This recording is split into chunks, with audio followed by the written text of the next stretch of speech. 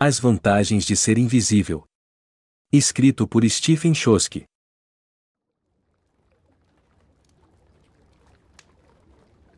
21 de dezembro de 1991. Querido amigo. Uau! Posso descrever o quadro para você, se você quiser. Estávamos todos sentados na casa de Sam e Patrick, onde eu nunca tinha ido antes. Muito despojada. E estávamos todos trocando nossos presentes finais. As luzes do lado de fora estavam acesas, estava nevando e o momento parecia mágico. Como se estivéssemos em outro lugar. Como se estivéssemos em um lugar melhor. Foi a primeira vez que vi os pais de Sam e Patrick. Eles foram muito legais. A mãe de Sam é muito bonita e conta ótimas piadas. Sam disse que ela era atriz quando jovem. O pai de Patrick é muito alto e tem um forte aperto de mão. Ele também cozinha muito bem. Muitos pais fazem com que a gente se sinta constrangido quando os conhece. Mas não os pais de Sam e Patrick. Eles foram simpáticos durante todo o jantar, e quando o jantar terminou, eles saíram para que nós pudéssemos ter a nossa festa. Não ficaram em cima da gente nem um minuto. Só deixaram a gente fingir que a casa era nossa. Então, decidimos fazer a festa na sala de jogos, que não tem jogos, mas tem um tapete grande. Quando eu revelei que o Patrick era meu amigo oculto, todo mundo riu, porque todo mundo sabia, e Patrick fez sua melhor imitação de surpresa, o que foi legal da parte dele. Depois, todos perguntaram qual era meu último presente, e eu disse a eles que era um poema que eu li há muito tempo. Era um poema do qual Michael havia feito uma cópia para mim. E eu o li milhares de vezes, porque não sei quem escreveu. Não sei se foi em um livro ou numa aula. E não sei a idade do autor também. Mas sei que queria conhecê-lo. Eu queria que esta pessoa estivesse bem. Então, todos pediram para eu me levantar e ler o poema. E eu não fiquei envergonhado, porque estávamos tentando agir como os mais velhos, e bebíamos uísque. E eu estava meio alto. Ainda estou um pouco alto, mas tenho de contar isso a você. Então, eu me levantei e, antes de ler o poema, pedi a todos que contassem quem era o autor, se soubessem. Quando terminei de ler o poema, todos estavam em silêncio. Um silêncio muito triste. Mas a coisa maravilhosa foi que não era uma tristeza ruim. Era só alguma coisa que fazia com que todos olhassem para os outros e soubessem quem eles eram. Sam e Patrick olharam para mim. E eu olhei para eles. E acho que eles sabiam. Não alguma coisa específica. Apenas sabiam. E eu acho que é tudo o que você pode pedir de um amigo. Foi aí que Patrick colocou o lado B da fita que eu dei para ele e encheu o copo de todos com uísque. Acho que todos parecíamos meio bêbados, mas não nos sentíamos idiotas. Posso afirmar isso a você. À medida que as canções continuavam tocando, Mary Elizabeth se levantou. Mas ela não estava segurando um paletó de terno. Na verdade, ela não era minha amiga oculta. Ela era amiga oculta de outra garota com tatuagem e piercing no umbigo, cujo nome era Alice. Deu a ela um esmalte de unhas preto em que Alice estava de olho.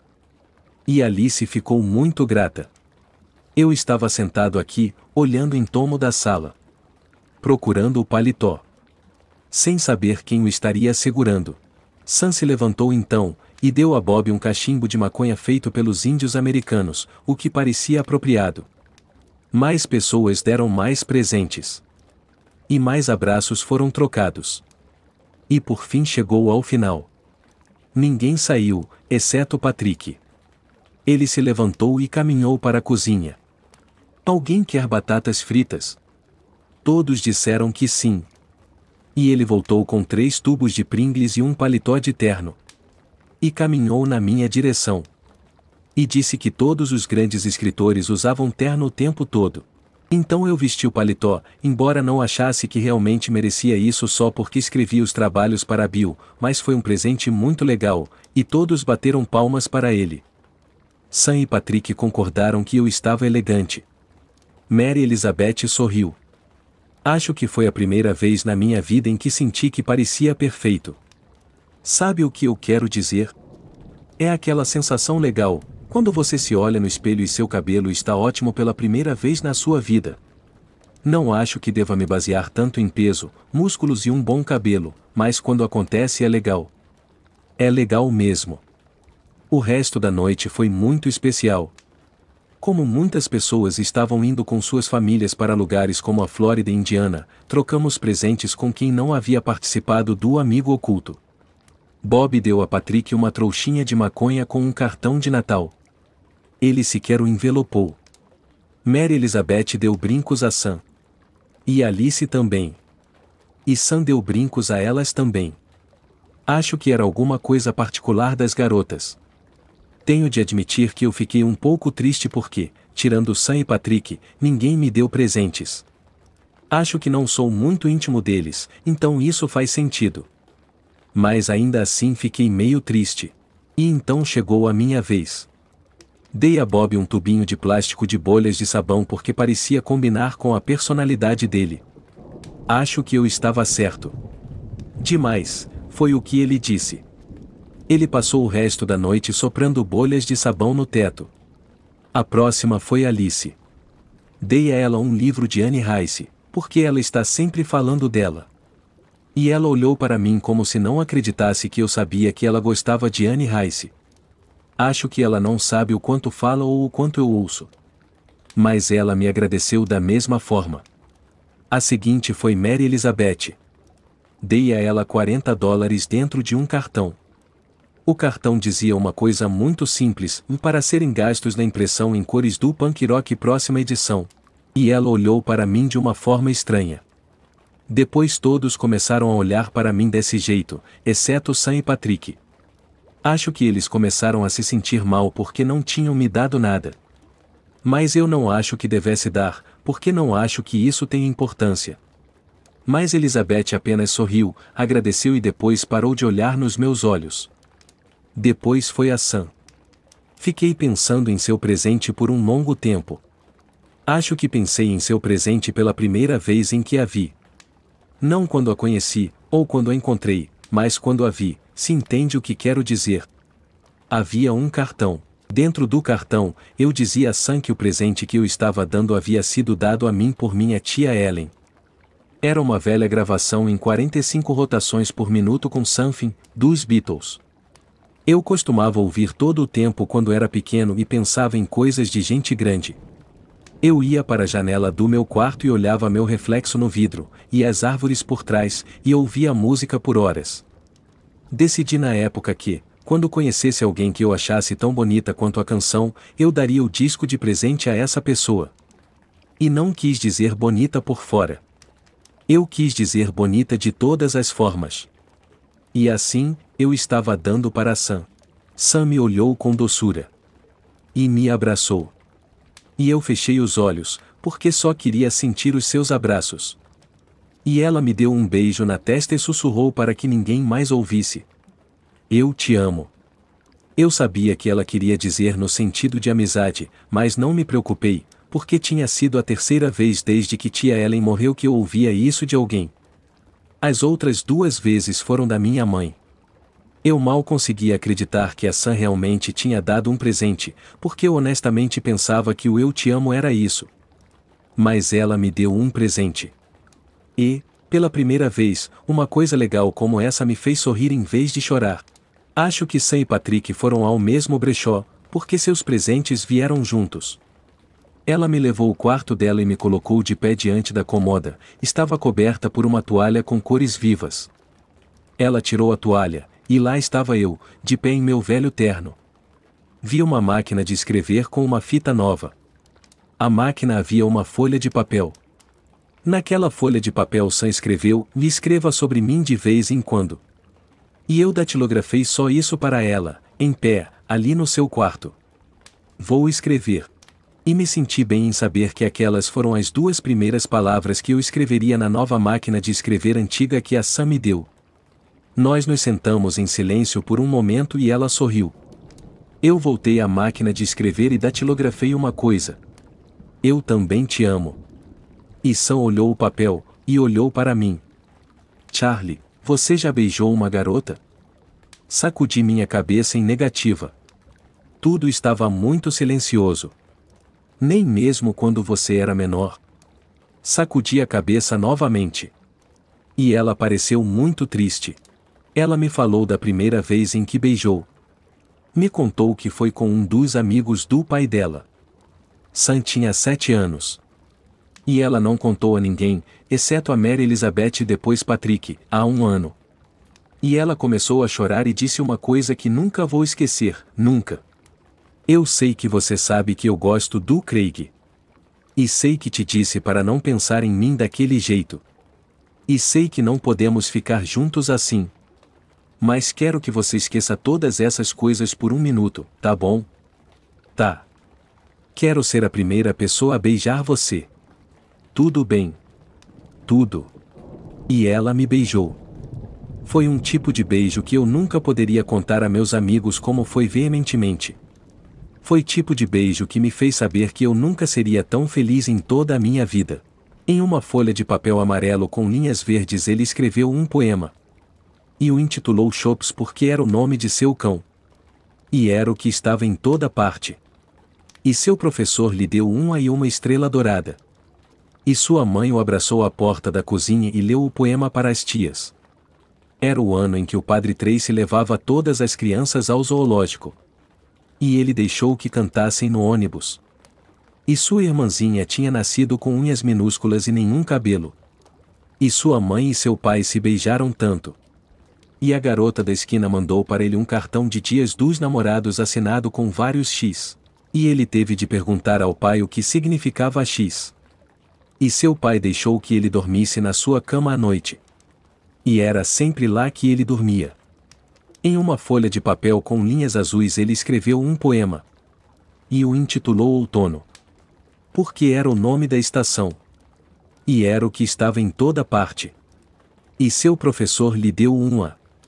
E o pediu para escrever com mais clareza. E sua mãe não o abraçou à porta da cozinha por causa da pintura nova. E as crianças disseram a ele que o padre Tracy fumava cigarros. E largava as guimbas no banco da igreja. E às vezes elas faziam buracos, que era o ano de sua irmã usar óculos com lentes grossas e armação preta. E a garota da esquina riu quando ele pediu para ver Papai Noel. E os garotos perguntaram por que a mãe e o pai se beijavam tanto. E seu pai não o cobria mais na cama à noite. E seu pai ficou furioso quando ele chorou por isso. Em um pedaço de papel de seu caderno ele escreveu um poema. E o intitulou Inocência, uma questão, porque a questão era sobre uma garota. E isso estava em toda parte. E seu professor lhe deu um olhar muito estranho. E sua mãe não o abraçou à porta da cozinha porque ele nunca o mostrou a ela. Foi o primeiro ano depois da morte do padre Tracy. E ele esqueceu como terminava o Creio em Deus Pai. E ele pegou a irmã se agarrando na varanda dos fundos. E sua mãe e seu pai nunca se beijavam nem mesmo conversavam. E a garota da esquina usava maquiagem demais. O que fez ele tossir quando a beijou, mas ele a beijou mesmo assim porque era coisa certa a fazer. E às 3 da manhã ele se aninhou na cama, seu pai roncava alto. É por isso que no verso de uma folha de papel pardo ele tentou outro poema. E o intitulou de Absolutamente Nada. Porque era o que estava em toda parte, e ele se deu um corte em cada maldito pulso. E se encostou na porta do banheiro porque nessa hora ele não pensou que poderia alcançar a cozinha. Este foi o poema que eu li para o Patrick. Ninguém sabia quem era o autor, mas Bob disse que já o ouvirá antes, e ele soube que era um bilhete suicida de um garoto. Eu espero que não seja, porque não sei se gostei do final. Com amor. Charlie. 23 de dezembro de 1991. Querido amigo. Sam e Patrick viajaram com a família para o Grand Canyon ontem. Não estou me sentindo muito mal, porque ainda posso me lembrar do beijo da Sam. Agora me sinto em paz e em ordem. Cheguei a pensar em não lavar meus lábios, como fazem na TV, mas depois achei que isso seria vulgar demais. Então, em vez disso, passei o dia andando pelo bairro. Cheguei a pegar meu velho trenó e meu velho cachecol. Há algo de confortável nisso para mim. Subi a colina onde costumava usar o trenó. Havia muitas crianças ali. Eu fiquei vendo elas voarem, dar saltos e apostar corridas. E pensei que todas aquelas crianças um dia iam crescer. E todas aquelas crianças iam fazer as coisas que nós fazemos. E todos eles beijarão alguém um dia.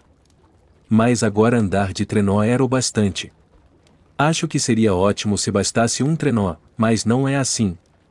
Estou muito contente que o Natal e meu aniversário estejam perto, porque isso significa que terminarão logo, porque já posso me imaginar indo para um lugar ruim aonde eu costumava ir. Depois que tia Ellen se foi, eu fui para esse lugar. Foi tão ruim que minha mãe tenha me levado a um médico e eu tenha perdido um ano na escola. Mas agora estou tentando não pensar demais nisso, porque faz com que eu me sinta pior. É como quando você se olha no espelho e diz seu nome. E chega a um ponto em que nada parece real. Bom, às vezes, eu posso fazer isso. Mas não preciso de uma hora diante do espelho. Acontece muito rápido e as coisas começam a escapulir. E eu abro meus olhos e não vejo nada. E depois começo a respirar com dificuldade, tentando ver alguma coisa, mas não consigo. Não acontece o tempo todo, mas quando acontece fico assustado. Quase aconteceu esta manhã, mas eu lembrei do beijo da Sam e passou. Provavelmente eu não devia estar escrevendo demais sobre isso porque traz tudo aquilo à tona. Faz eu pensar demais. E estou tentando participar. Só que é difícil, porque a Sam e o Patrick estão no Grand Canyon. Amanhã, vou com minha mãe comprar presentes para todo mundo. E depois vamos comemorar meu aniversário. Eu nasci em 24 de dezembro. Não sei se já lhe disse isso antes. É um aniversário estranho, porque está perto demais do Natal. Depois nós comemoramos o Natal com a família do meu pai, e meu irmão virá para casa por algum tempo. Depois vou fazer meu exame de motorista, então vou estar muito ocupado enquanto Sam e Patrick estiverem fora. Hoje à noite assisti a um pouco de televisão com minha irmã, mas ela não quis ver os especiais de Natal que estavam passando, então decidi subir as escadas e ler. Bill me deu um livro para ler durante as férias. O Apanhador no Campo de Centeio. Era o livro favorito de Bill quando ele tinha a minha idade. Ele disse que era o tipo de livro feito para nós. Li as primeiras 20 páginas. Não sei como me senti em relação a ele, mas parecia apropriado naquele momento. Espero que Sam e Patrick telefonem no meu aniversário. Eu me sentiria muito melhor. Com amor, Charlie. 25 de dezembro de 1991. Querido amigo. Estou sentado na velha cama do meu pai em Ohio. A família ainda está no primeiro andar da casa. Não estou me sentindo muito bem. Não sei o que há de errado comigo, mas estou começando a ficar assustado. Queria voltar para casa hoje à noite, mas nós sempre passamos a noite aqui. Não quero contar a minha mãe sobre isso porque ela ficaria preocupada. Eu contaria a Sam e Patrick, mas eles não telefonaram ontem. E nós saímos esta manhã depois de abrirmos os presentes. Talvez eles tenham ligado à tarde. Espero que não tenham ligado à tarde, porque eu não estava aqui. Espero que você não se importe de eu estar contando isso. Não sei o que fazer. Eu sempre fico triste quando isso acontece e queria que Michael estivesse aqui. E queria que tia Ellen estivesse aqui. Sinto falta da tia Ellen. Ler o livro também não está me ajudando, não sei. Só estou pensando muito rápido, rápido demais, como hoje à noite. A família assistia ao filme A Felicidade Não Se Compra, que é muito bonito. E tudo em que eu pensava era porque eles não fizeram um filme sobre o tio Billy.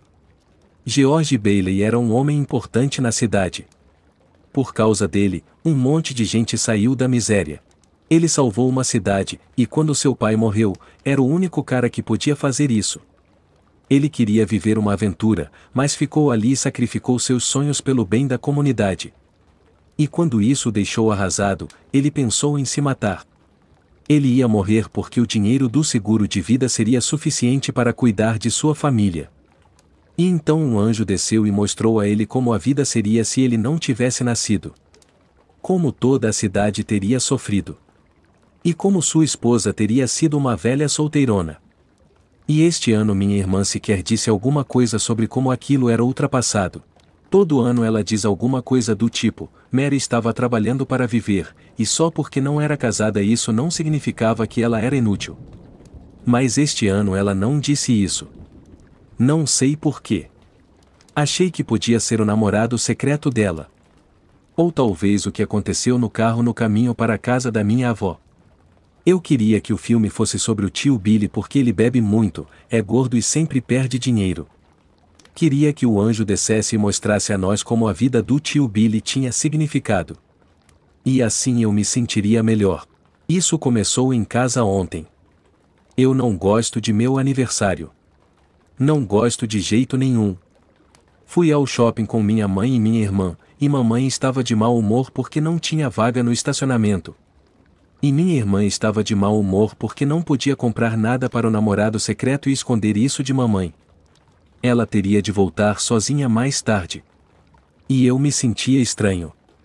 Muito estranho, porque eu andava por todas as lojas sem saber que presente meu pai gostaria de ganhar de mim. Eu sabia o que comprar para Sam e Patrick, mas não sabia o que compraria ou daria ou faria para meu próprio pai. Meu irmão gosta de posteres de garotas e latas de cerveja. Minha irmã gosta de um bônus do cabeleireiro.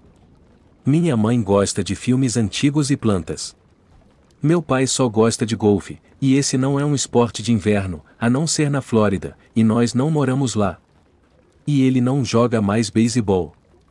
Ele não gosta nem mesmo de se lembrar disso, a não ser que conte as histórias. Eu só queria saber o que comprar para meu pai porque eu o amo.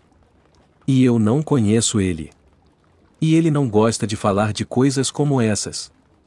Bom, por que você não se junta à sua irmã e compra aquele suéter para ele? Não quero. Quero comprar alguma coisa para ele. Que tipo de música ele gosta? Meu pai não ouve muita música e as coisas que ele gosta, ele já tem. Que tipo de livro ele gosta de ler? Meu pai não lê mais muitos livros, porque ele ouve os livros em fitas cassete no caminho para o trabalho e pega de graça na biblioteca. Que tipo de filmes? Que tipo de qualquer coisa? Minha irmã decidiu comprar o suéter sozinha.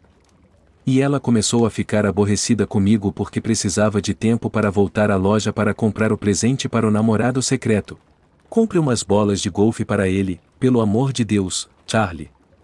Mas esse é um esporte de verão. Mãe. Quer fazer ele comprar alguma coisa? Charlie, calma. Está tudo bem. Eu me senti tão triste. Não sei o que aconteceu.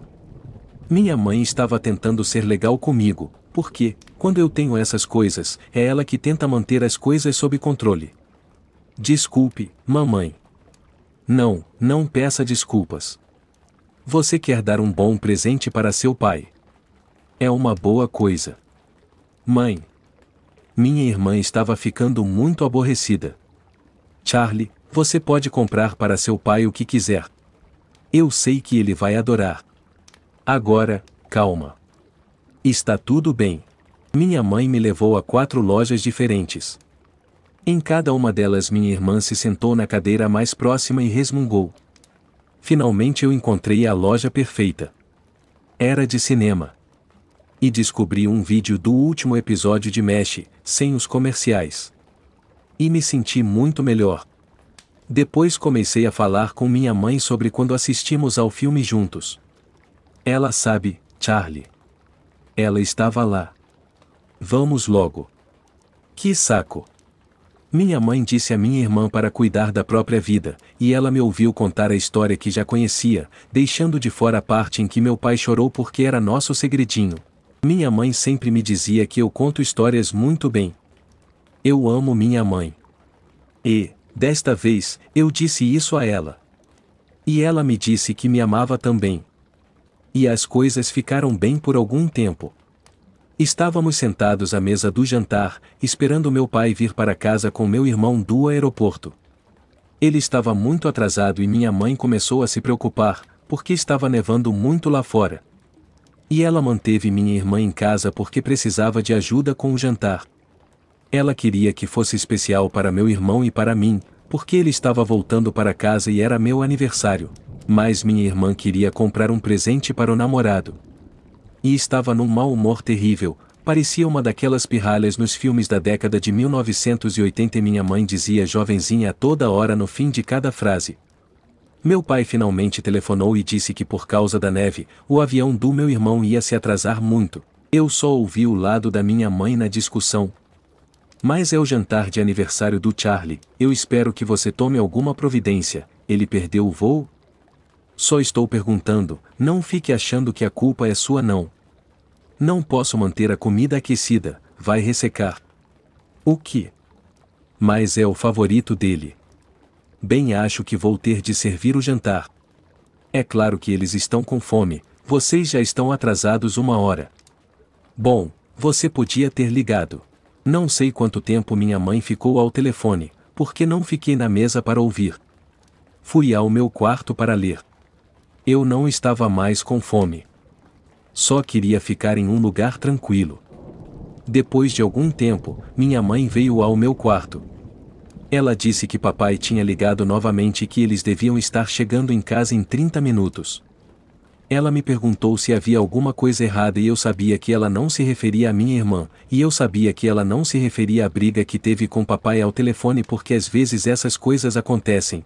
Ela só percebeu que eu parecia muito triste hoje, e não achava que era porque meus amigos tinham viajado, porque eu estava bem ontem, quando voltei com o trenó. É sua tia Ellen? Foi o modo como mamãe disse isso que me fez sentir. Por favor, Charlie, não faça isso com você mesmo. Mas eu fazia. Como faço todo ano, no dia do meu aniversário. Desculpe. Minha mãe não me deixava falar no assunto. Ela sabe que eu paro de ouvir e começo a respirar rápido. Ela cobriu minha boca e limpou meus olhos. Eu me acalmei o suficiente para descer as escadas. E me acalmei o suficiente para ficar contente quando meu irmão chegou. E quando jantei, a comida não estava ressecada. Depois fomos para fora fazer uma trilha de luz, que é uma brincadeira em que todos os nossos vizinhos enchem sacos de papel com areia e os alinham na rua. Depois, enfiamos uma vela na areia de cada saco, e quando acendemos as velas, a rua se transforma em uma pista de aterrissagem para Papai Noel. Adoro fazer trilha de luz todo ano, porque fica muito bonito, é uma tradição e uma boa distração do meu aniversário. Minha família me deu alguns presentes muito legais. Minha irmã ainda estava chateada comigo, mas mesmo assim me deu um disco dos Smiths. E meu irmão me deu um pôster assinado por todo o time de futebol. Meu pai me deu alguns discos que minha irmã disse a ele para comprar, e minha mãe me deu alguns livros que ela adorou quando era garota. Um deles era O Apanhador no Campo de Centeio. Comecei a ler o exemplar de minha mãe do ponto onde havia parado no exemplar do Bill. E isso fez com que eu não pensasse no meu aniversário. Tudo em que eu pensava era que ia fazer meu exame de motorista muito em breve. E essa era uma coisa legal para se pensar. E depois eu pensei no meu instrutor de direção do semestre passado. O Sr. Smith, que é meio mal-humorado e tem um cheiro engraçado, não deixava nenhum de nós ligar o rádio quando estávamos dirigindo. Havia também 2 segundanistas, um cara e uma garota. Eles costumavam se tocar em segredo nas pernas no assento de trás quando era minha vez. E havia eu. Queria ter um monte de histórias sobre aula de direção. Certamente, havia aqueles filmes sobre mortes nas estradas. E claro que havia policiais vindo falar conosco. E claro que era divertido ter minha licença provisória, mas mamãe e papai disseram que não queriam que eu dirigisse até que tivesse a carteira, porque o seguro é muito caro.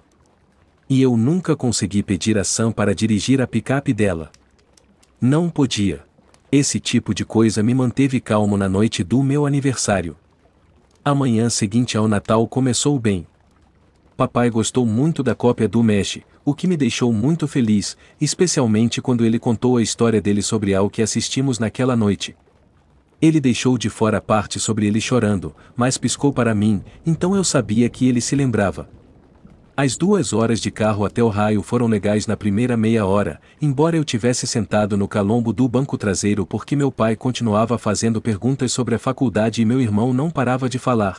Ele está namorando uma daquelas líderes de torcida que dão saltos mortais durante os jogos de futebol americano da faculdade. O nome dela é Kelly.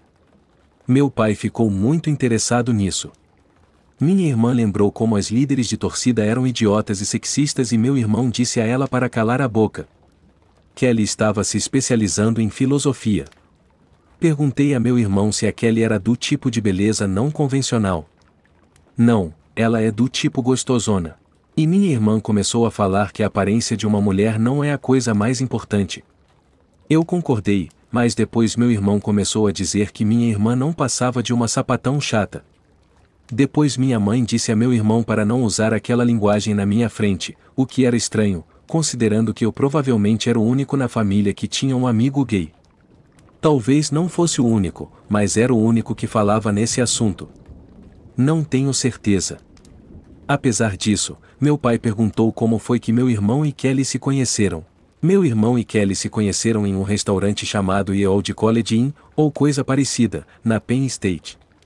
Parece que eles tinham uma sobremesa famosa, chamada grude grelhado, sei lá. Kelly estava com uma de suas colegas de irmandade e elas iam saindo, mas ela deixou cair o livro bem em frente ao meu irmão e continuou andando. Meu irmão disse que, embora Kelly negue isso, ele tem certeza de que ela deixou cair o livro de propósito. As árvores estavam em plena floração quando ele topou com ela em frente ao fliperama. Foi assim que ele descreveu. Eles passaram o resto da tarde jogando velhos videogames, como Donkey Kong, e se sentindo nostálgicos, o que é uma declaração genérica e eu achei triste e doce. Perguntei a meu irmão se a Kelly bebia chocolate. Tá doidão? E de novo minha mãe pediu a meu irmão para não usar aquela linguagem na minha frente, o que era estranho de novo, porque acho que sou a única pessoa na minha família que já ficou doidão. Talvez também meu irmão, não tenho certeza. Definitivamente, minha irmã não. Talvez toda a minha família já tivesse ficado doidona e nós não conversávamos sobre essas coisas. Minha irmã passou os 10 minutos seguintes atacando o sistema grego de irmandades e fraternidades. Ela ficou contando histórias de trotes e de como os garotos morriam antigamente. Depois ela contou uma história sobre como ouviu dizer que havia uma irmandade que fazia com que as garotas novatas ficassem de roupa íntima enquanto elas marcavam suas gorduras com pincel atômico. Àquela altura, meu irmão já estava cheio da minha irmã. Que merda! Ainda não consigo acreditar que meu irmão tenha xingado no carro e meu pai ou minha mãe não tenha dito nada. Acho que é porque ele está na faculdade agora, então está tudo bem. Minha irmã não se importou, ela seguiu em frente. Não é merda. Foi o que eu soube. Cuidado com a boca, jovenzinha, disse meu pai do assento da frente. Ah, é? Onde você ouviu isso? Perguntou meu irmão. No rádio, disse a minha irmã. Ah, meu Deus. Meu irmão soltou uma gargalhada. Bom, foi o que eu soube. Minha mãe e meu pai pareciam que estavam assistindo a uma partida de tênis pelo para-brisa, porque ficaram sacudindo a cabeça. Não disseram nada. Não olharam para trás. Tenho de ressaltar, contudo, que meu pai lentamente começou a colocar a música de Natal do rádio em um volume ensurdecedor. Você está dizendo um monte de asneira. Como você poderia saber de alguma coisa? Nunca foi a uma faculdade. Kelly não faz uma coisa dessas. Ah, é, de acordo com o que ela diz. É. Ela me contaria. Não temos segredos um com o outro. Ah, você faz a linha nova era sensível. Eu queria que eles parassem de brigar porque eu estava começando a ficar perturbado, então mudei de assunto. Vocês conversam sobre livros e essas coisas? Obrigado por perguntar, Charlie. Sim. Na verdade, nós conversamos. O livro favorito da Kelly é nada menos que Walden, de Henry David Thoreau. E há pouco tempo a Kelly disse que o movimento transcendental forma um paralelo estreito com nossa época. Uau! Grande discurso. Minha irmã virava os olhos melhor do que ninguém. Ah, com licença. Alguém estava falando com você. Acontece que eu estou conversando com meu irmão mais novo sobre minha namorada. A Kelly disse que espera que um bom candidato democrata derrote George Bush. Disse que sua esperança é que a lei de direitos iguais possa finalmente ser aprovada, se isso acontecer. É isso mesmo, direitos iguais, de que você sempre reclama. Até líderes de torcida pensam coisas assim, e elas podem ser muito divertidas também. Minha irmã cruzou os braços e começou a assoviar. Mas meu irmão estava muito ligado para parar. Percebi que o pescoço do meu pai estava ficando vermelho. Mas há outra diferença entre vocês duas. É o seguinte, em que ele acredita tanto nos direitos da mulher que nunca deixaria que um cara batesse nela. Acho que não posso dizer o mesmo de você. Juro por Deus que quase morremos.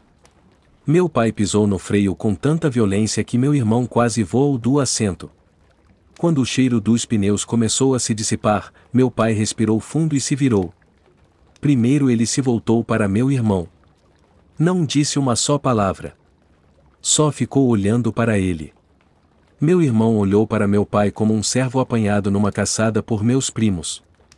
Depois de uns 2 segundos, meu irmão se virou para minha irmã. Acho que ele se sentiu mal com o que disse por causa das palavras que vieram. Desculpe, está bem? Ah, vamos lá. Não chore. Minha irmã estava chorando tanto que eu fiquei assustado. Depois, meu pai se virou para minha irmã. Novamente, ele não disse nada. Só estalou os dedos para distraí-la do choro. Ela olhou para ele. No início ficou confusa, porque o olhar dele não era carinhoso. Mas depois ela olhou para baixo, encolheu os ombros e se virou para o meu irmão. Desculpe pelo que disse sobre a Kelly. Ela é legal. Depois meu pai se virou para minha mãe, e minha mãe se virou para nós. Seu pai e eu não queremos mais briga. Especialmente na casa da família, entenderam? Às vezes minha mãe e meu pai formavam uma dupla perfeita. É maravilhoso assistir meu irmão e minha irmã concordaram com a cabeça e olharam para baixo. Depois meu pai se virou para mim. Charlie. Sim, senhor. Era importante dizer senhor nessas horas. E se eles o chamarem pelo nome do meio, é melhor ter cuidado. Estou falando sério. Charlie, gostaria que você dirigisse pelo resto do caminho até a casa da minha mãe. Todos no carro sabiam que essa era a pior ideia que meu pai teve em toda a vida. Mas ninguém questionou. Ele tirou o carro do meio da estrada, ficou no assento entre meu irmão e minha irmã. Pulei para o banco da frente, afoguei o motor 2 vezes e coloquei o cinto de segurança. Dirigi pelo resto do caminho. Eu não suava tanto desde a época em que praticava esportes, e era um suor frio. A família do meu pai era parecida com a da minha mãe. Meu irmão certa vez disse que eram os mesmos primos com nomes diferentes. A grande diferença era minha avó. Eu adoro minha avó. Todo mundo adora a vovó. Ela estava esperando por nós na entrada, como sempre fazia. Ela sempre sabia quando alguém estava chegando. Minha avó era muito velha e ela não se lembrava de muita coisa, mas fazia os biscoitos mais deliciosos. Quando eu era muito pequeno, tínhamos a mãe da minha mãe, que sempre tinha doces, e a mãe do meu pai, que sempre tinha biscoitos. Minha mãe me disse que, quando eu era pequeno, eu as chamava de vovó doce e vovó biscoito. Eu também chamava a massa de pizza de osso de pizza. Não sei por que estou lhe contando essas coisas. É como minha primeira lembrança, que acho que foi a primeira vez em que tive consciência de que estava vivo. Minha mãe e tia Ellen me levaram ao zoológico. Acho que eu tinha 3 anos, não me lembro dessa parte. De qualquer modo, estávamos vendo 2 vacas. A vaca mãe e seu bebê bezerro. E eles não tinham muito espaço para andar, em todo caso, o bezerro estava parado bem debaixo da mãe, tipo passeando, e a mamãe vaca fazia caca na cabeça do bebê bezerro. Achei a coisa mais divertida que já tinha visto no mundo e ri daquilo por umas 3 horas. No início, mamãe e tia Ellen também riram, porque estavam felizes que eu estivesse rindo. Parece que eu não falava muito quando era pequeno, e quando eu parecia normal elas ficavam felizes. Mais 3 horas depois elas tentaram fazer com que eu parasse de rir, mas só o que conseguiam era me fazer rir mais ainda. Não acho que fossem realmente 3 horas, mas parece ter sido um longo tempo. Até hoje eu penso nisso. Parece ter sido uma espécie de começo auspicioso. Depois dos abraços e apertos de mãos, entramos na casa da minha avó e toda a família da parte de meu pai estava lá, meu tio-avô Phil com sua dentadura e minha tia Rebeca, que é irmã do meu pai. Mamãe nos disse que a tia Rebeca tinha se divorciado de novo e que não devíamos falar nesse assunto. Eu só conseguia pensar nos biscoitos, mas vovó não fez nenhum esse ano por causa do problema nos quadris. Nós sentamos e assistimos à televisão. Meus primos e meu irmão falaram de futebol. E meu tio-avô Phil bebia. E jantamos. E eu tive de me sentar à mesinha das crianças porque havia mais primos na família do meu pai. As crianças pequenas falam das coisas mais estranhas, é verdade. Depois do jantar é que assistimos ao filme A Felicidade Não Se Compra e eu comecei a me sentir cada vez mais triste. Quando estava subindo as escadas para o antigo quarto do meu pai, e olhando as velhas fotografias, comecei a pensar que houve uma época em que essas coisas não eram lembranças. Que alguém tirou aquela foto, e as pessoas na foto estavam almoçando ou coisa parecida. O primeiro marido da minha avó morreu na Coreia. Meu pai e minha tia Rebeca eram muito novos. E minha avó se mudou com os 2 filhos para a casa do irmão, meu tio-avô Phil. No fim, depois de alguns anos, minha avó estava se sentindo muito triste porque tinha 2 filhos pequenos, e estava cansada de ser garçonete o tempo todo. Então, um dia, ela estava trabalhando no restaurante e um motorista de caminhão a convidou para sair. Minha avó era muito bonita, mesmo naquela velha fotografia. Eles namoraram por algum tempo. E finalmente se casaram. Ele se tornou um sujeito terrível. Batia no meu pai o tempo todo, e batia na tia Rebeca o tempo todo. E batia muito na minha avó, todo o tempo. E minha avó não podia fazer nada. Eu acho que não, porque isso durou uns 7 anos. Finalmente terminou, quando meu tio-avô Phil viu hematomas na tia Rebeca e arrancou a verdade de minha avó. Depois ele reuniu alguns amigos da fábrica. E eles encontraram o segundo marido da minha avó no bar. E deram uma surra nele. Meu tio-avô Phil adora contar a história quando minha avó não está por perto. A história sempre muda, mas em essência é sempre a mesma. O cara morreu 4 dias depois no hospital. Ainda não sei como o tio-avô Phil não foi para a cadeia pelo que fez. Perguntei a meu pai uma vez e ele disse que as pessoas que moravam na vizinhança compreendiam que algumas coisas não deviam ser ditas à polícia. Ele disse que, se alguém tocava em sua mãe ou em sua irmã, tinha de pagar por isso, e todos faziam vista grossa. Só que foi muito ruim ter durado 7 anos, porque tia Rebeca acabou com o mesmo tipo de marido. Com a tia Rebeca foi diferente, porque a vizinhança mudou. Meu tio, avô Phil estava velho demais e meu pai saiu da cidade. Em vez disso, ela conseguia ordens judiciais para mantê-los afastados. Fico pensando no que meus 3 primos, que são filhos da tia Rebeca, se transformarão. Uma menina e 2 meninos. Fico triste também porque acho que a menina provavelmente terminará como a tia Rebeca, e um dos meninos provavelmente terminará como o pai dele. O outro menino deve terminar como meu pai, porque ele pratica esportes e teve um pai diferente dos irmãos dele. Meu pai conversa muito com ele e ensina como lançar e rebater no beisebol. Eu costumava sentir ciúmes disso quando era pequeno, mas não sinto mais. Porque meu irmão disse que meu primo é o único dessa família que tem uma chance. Ele precisa do meu pai. Acho que compreendo isso agora. O antigo quarto do meu pai está quase exatamente como ele deixou, exceto que agora parece mais desbotado. Tem um globo em uma mesa que já girou muito. E velhos posteres de jogadores de beisebol. E velhos recortes de jornal sobre meu pai ganhando o grande jogo quando era segundanista. Não sei o porquê, mas eu entendo por que meu pai teve de sair desta casa quando ele soube que minha avó nunca encontraria outro homem porque não tinha mais confiança e nunca mais olharia para nenhum outro porque não sabia como. E quando ele viu que a irmã começou a trazer versões mais novas dos padrastos para casa para namorar. Ele não podia ficar. Deitei na sua velha cama e olhei pela janela para a árvore que provavelmente era muito menor quando meu pai olhava para ela. Eu pude sentir o que ele sentiu na noite em que percebeu que, se não partisse, nunca teria sua própria vida. Seria a vida deles. Pelo menos foi como ele colocou. Talvez seja por isso que o lado da família de meu pai assista ao mesmo filme todo ano. Faz sentido. Talvez eu deva mencionar que meu pai nunca chora no final. Não sei se vovó ou tia Rebeca um dia perdoarão meu pai por tê-las deixado. Só o meu tio-avô Phil entende essa parte. É sempre estranho ver como meu pai muda quando está perto da mãe e da irmã. Ele se sente mal o tempo todo e sua irmã e ele sempre dão uma caminhada sozinhos. Uma vez olhei pela janela e vi meu pai lhe dando dinheiro. Imagino o que tia Rebeca diz no carro quando está voltando para casa. Imagino o que os filhos dela dizem. Imagino que eles falem de nós. Imagino que eles olhem para minha família e se perguntem quem tem uma chance de conseguir. Aposto que é isso que eles fazem. Com amor, Charlie.